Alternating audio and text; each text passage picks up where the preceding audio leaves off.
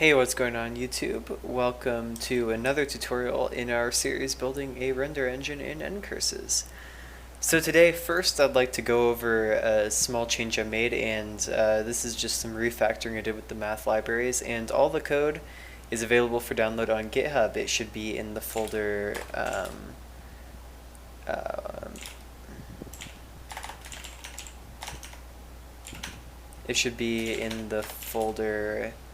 called 3-4 Math Refactor.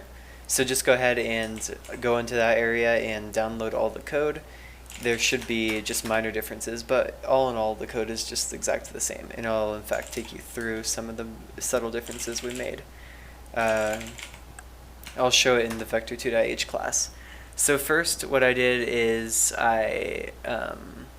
well, really the big thing that I did was I added operator equals, and I added a operator overloading for these functions.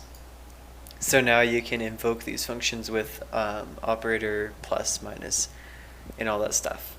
And then another difference I made was in vector3.cpp I actually implemented this constructor because I had not before. So make sure you have this constructor implemented. If you don't, obviously that will be a problem. And then and I also did that with all the matrices as well. So you can see how there are operators for all these matrices. And then the other thing that I did was I also made a lot of these functions return references to the class. These just return the destination vector, and these will return a copy of this. So if I go here, you can see in scale it returns its own reference. The reason why I did that was because now you can chain command or chain functions. So you can come in, let's say you have vector2 v, you can do v.scale .normalize. You can do v.scale 100.normalize, and then obviously that's a useless function because you may as well just call normalize, but you get the idea. It just makes things a lot easier to use, especially when we're doing arithmetic. If we want to do something like inverting matrices in the middle of lines, it's a lot easier to invert the matrix in line as well. So that's going to be very useful to us. And once again, well, actually I haven't mentioned this yet, but I did actually make a tutorial series on doing all those changes. I thought it would take about, not a series, but video. I thought it would take about 10 minutes max, but it ended up taking about 30 minutes, so I'm not actually going to upload that video. Instead, I would prefer if you just downloaded all the updated code. So now let's go ahead and talk about Quaternions. Now, Quaternions are actually a way of representing rotation in 3D space. The tried and true way of doing it is Euler angles. However, it's tried but not necessarily true. I know that's a bit of a contradiction there. But Euler angles is when you represent rotations along each axis. So you'd represent rotations with a vector 3. The first x component would be rotations around the x-axis. The y would be rotations around the y-axis, and the z would be rotations around the z-axis. Now the big problem with that is what you end up with is when you rotate it along those axes, depending on the order which you apply the rotations, at one point you'll get into a situation called gimbal lock. And that's when you have one axis that no matter what you do, no matter how you rotate it, it won't actually be able to achieve a rotation along any new axis. And that occurs when two axes actually line up together. And I'm going to actually include a link in the video description that explains how gimbal lock works. And it's actually very interesting and very cool, so I'd recommend you look at that. Now, Quaternions themselves, they are the answer to this problem.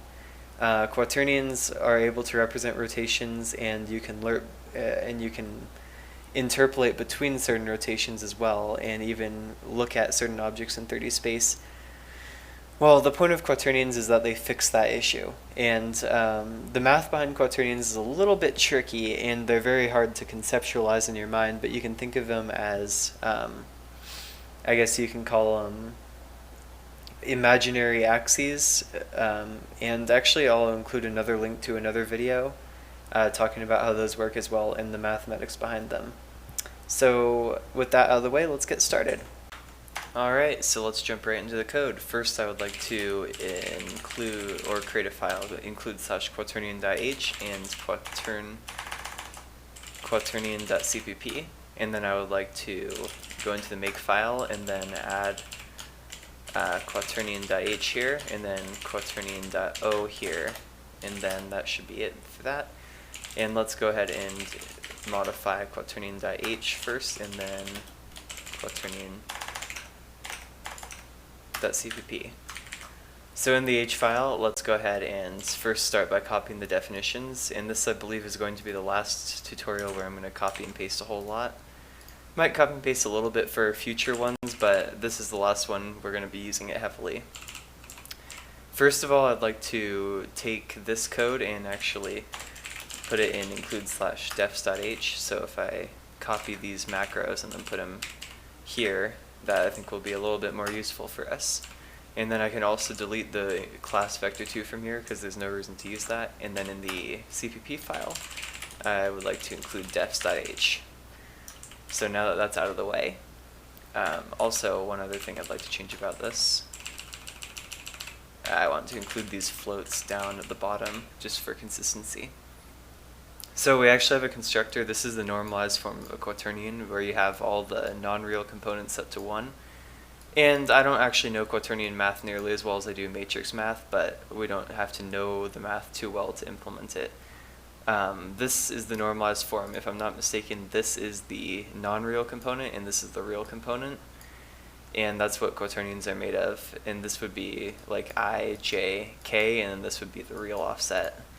And you can also set quaternions from an axis angle with an angle as well, a float value for the angle. And then a quaternion could be copied from here with a copy constructor. Set identity is just going to set each x and y value to this stuff. Length is the same thing as the length for vector4 or vector2, real simple. Normalize is the same thing as the other things, negate is the same. And then you can multiply it by a quaternion. This is going to be similar to matrix multiplication where it applies the effect of the rotation of one to the other. So if you have a quaternion looking in one direction, it'll modify the rotation of the quaternion by another, if that makes sense. You can also multiply vector 3's and vector 4's by quaternions, and the way that works is it just rotates each vector by the rotation value in the quaternion, which is very useful to have. And also, to simplify a lot of this math, I actually converted the quaternions to a matrix in a lot of my calculations. So it was very important to include this to-matrix code. And this is actually really useful for rendering as well, so be sure to include this function, or this method actually, is what it's called. And then you can also set it to an axis angle. This is just the same as the constructor. Well, the constructor is in fact going to call this one. And then slurp is how you linearly interpolate between two rotations. And that doesn't work very well when you're representing rotations with Euler angles because of some small inconsistencies with the order in which you apply rotations. But quaternions you can perfectly linearly interpolate between two rotations, which is very nice. And you can also look at 30 points in space using this function or method where you have a forward vector and an up vector. And then it's able to construct a quaternion from that. And I built this function method using matrix math as well. And then you can set quaternions from a matrix as well. Alright, so let's go ahead and get started with the first simple part. I'm going to copy and paste from quaternion.cpp here. I'm going to get all the stuff and paste. Alright, there we go. So I just included, I'm going to get rid of include vector 2. Include vector 3 for matrix 4x4 in math.h. This constructor, very self-explanatory. This constructor just calls the set to axis angle method, and then this one copies it. So that's very straightforward. And now I'm going to copy the next three methods. We have the set identity one, which takes x, y. Actually, I made a small mistake here. Should be z. So x, y, z is 0, and then w is set to 1. yeah, that might not have been an issue because depending on whether the compiler implemented it by setting these to 0 initially, that would have been an issue. It's fine. But now it's fixed, so just make sure that this is a z. And then we have x times x plus y times y plus z times z plus w times w, square root that, and then you get the length. And then you can do the normalize as well in the same way. And then in this case I checked to see if the magnitude was 0 because there's, well, I should have done it for the other classes, vector 2 and vector 3 and vector 4, but it's not a big deal because we're not going to be normalizing 0 length vectors. Now let's include negate. It's exactly what you think it's going to do.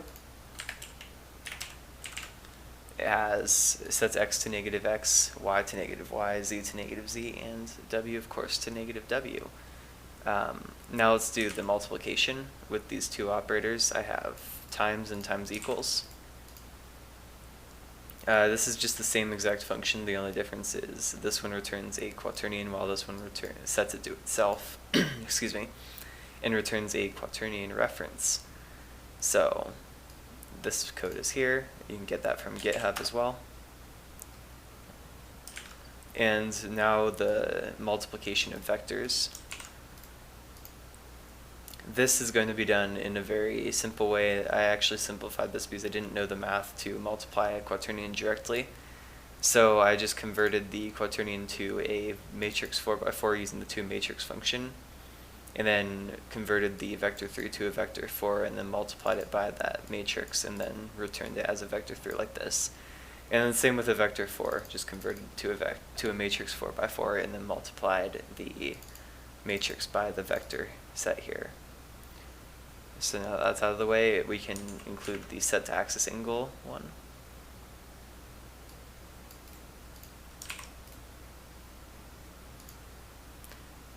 And let's make sure not to forget toMatrix.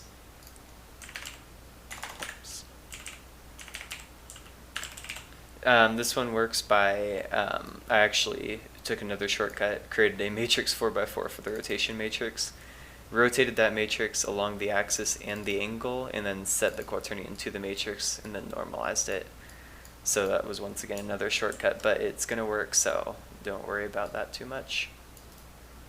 The next thing is to create the toMatrix method. This will convert the quaternion to a matrix 4x4. And let's actually be consistent here. This math I'm not really going to explain because I don't understand it too well myself.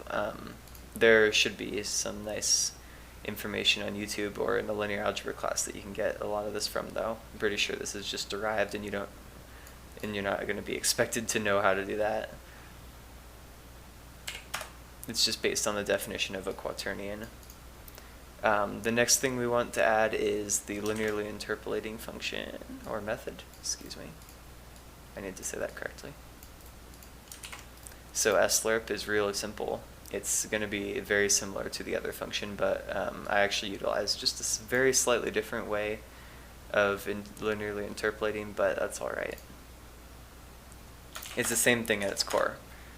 Now we want to do the look rotation method, and I actually did this once again using a matrix 4x4, where I created the copies of forward and up instead of passing them. I still pass them as a constant reference because I'd rather implement these constructors manually rather than trust the compiler to do things. And plus I want you to be able to pass in both immediates and, well, I guess you can call them immediate values and I guess other values. So I passed in a constant reference and then copied them into their own vectors and then normalize both of them, and then by taking the cross product of the forward cross up, you actually get the right vector. This is the cross product if you do remember correctly. The modulus is cross. Yeah, so forward cross up is equal to the cross product. That gets the right vector.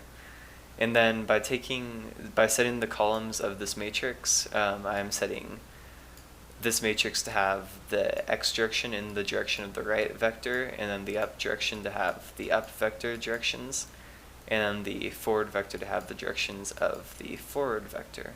as well inside the matrix. So the only thing that changed is which column we're looking at in this vector. And if you, the reason this makes sense is because if you had a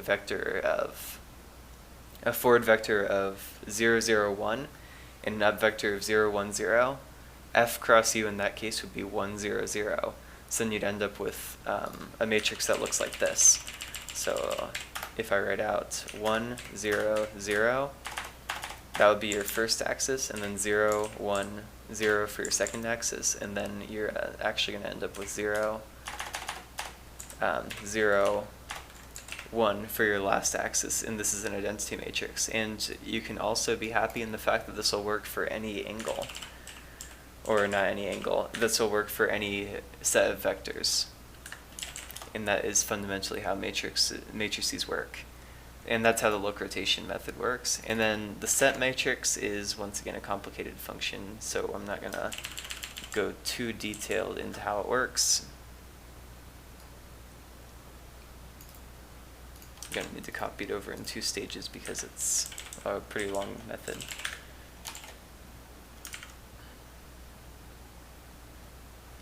The last thing to add would be return this and then close that off. And that should actually be everything for the quaternion. Let's add just a few extra lines of buffer there. And let's make sure it compiles. Hopefully it does. If it does, okay. There's a few small changes that I'd like to make before leaving. The length method should be a const one, and also toMatrix should be const as well. So let's make sure toMatrix is quaternion toMatrix, and make sure that's set to const, and then make sure this one is const as well. And that should be everything. Alright, and with that out of the way, that should be pretty much it for the math. Actually, yeah, that's pretty much it for the math, the complicated math at least. Next tutorial we can talk about a few different things. We might add a simple file to the beginning, like a generic math function, maybe things for converting radians to degrees, degrees to radians, just some simple stuff that will make our life easier. In fact, we can actually add that now. So we may as well. There's no reason not to. I'm just going to decide what I'd like to call that file. We can make a static class, so we can do include /genmath.h. So genmath.h just stands for generic math. Make sure this is .h, and then in the make file, just be sure to add genmath.h, and then genmath.cpp, and then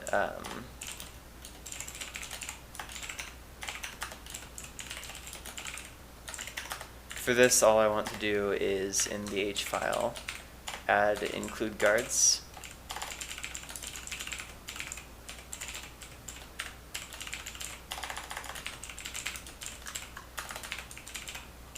And then just class genmath. And for now, let's just keep things real simple and have public. And then all I want to have is, let's do float interpolate, and take in float A, float B, and then float T. And then just here, well, actually let's not do it like that. We can make static float interpolate, and then we can also have static float 2 radians, and then take in a float degrees, and then we can also have static float 2 degrees, and then take in float radians. And then up here, I'd like to define pi, and we can just do 3.141592653, and that should be enough digits. That should be good here. Let's actually conclude this with an F to make sure that it casts to a float in all situations. Interpolate, it'll do exactly what it says it does, return the interpolated distance between B and A based on value T, and then these are both self-explanatory as well, so we'll be able to call those functions pretty easily. Let's go ahead and include, we don't actually need defs.h, there's no reason to do so. Just gen math.h. And then we could have done this in a namespace as well, but it's no big deal. Static methods are equal to namespaces as far as I'm concerned. And actually, let's go into include slash defs.h and define pi here. Actually, that's a tough one.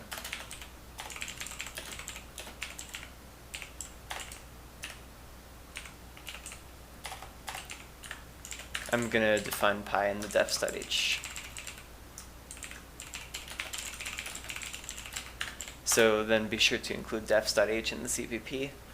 And then we just need to do gen math, interpolate, and then taking float A, float B, and float T. And then it's going to be the same interpolation math as our other situation where we return A plus B minus A times T. And then put all of that in parentheses. And then you also want to do, well, this needs to be a float, just be sure to return that. Float gen math to radians, taking float degrees, and then return. To do this, we'd do to 180 over pi, I believe, 180f.0f over pi divided by, actually multiplied by degrees. This might actually this is going to be pi over 180. Don't mess that one up like I did just a second ago. But to convert to radians, it is pi over 180. And then finally float gen math 2 degrees, and then float radians, and this time it's going to be return 180.0f over pi times radians. Alright, now this should go ahead and compile. No rule to make genmath.cpp. I might have, yeah, that's the problem. In the make file I called that .cpp, and instead it needs to be .o.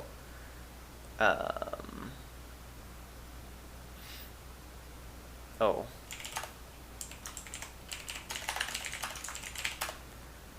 Yeah. So I accidentally ended that with a semicolon. There was no reason to do that. Alright, and that is actually good for today's tutorial. And next time we'll get into something different. I'm not exactly sure yet, but it will be more interesting. We might even do something with our Ncurses screen as well, potentially. But we'll see for next time, and I'll see you all.